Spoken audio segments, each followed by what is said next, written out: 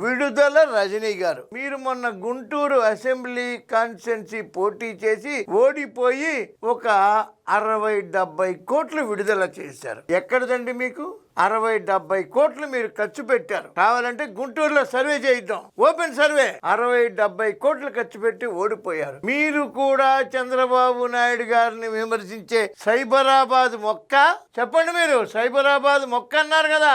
చంద్రబాబు నాయుడు గారు అద్దాలు బిగించారు, ఏం బిగించారు? రండి ఆర్టీఏలో పెట్టుకోండి. ఆర్టీఏలో పెట్టుకుని దీనికి ఎంత ఖర్చు అయింది కదా అని అడగండి. దమ్ము ధైర్యంగా మాట్లాడాలి కానీ తెరచాటు మాటలు వద్దు. ఆరోగ్య శాఖ మంత్రి చేశారు. మీరు ఏం చేశారు చెప్పండి. ఆరోగ్య శాఖకి మీరు చేసింది ఏదైనా ఉంటే ఒక్కరోజు ఒక్క మాట చెప్పండి టీవీలో. ఎందుకమ్మా రజనమ్మ లేనిపోని మాటలు? ఓడిపోయావు, గౌరవంగా బ్రతుకు, హ్యాపీగా ఉండు, మళ్ళీ ఎన్నికలకు సిద్ధంగా మళ్ళీ ఇంకో 60 సీట్లు. కానీ మీ బ్లాక్ మనీ బయటకు వస్తుంది కదా. మొన్న వచ్చింది ఒక 60, రేపు ఎలక్షన్ లో మళ్ళీ ఇంకో 60-70 వచ్చిందంటే కనీసం ప్రజలైనా బాగుపడతారు.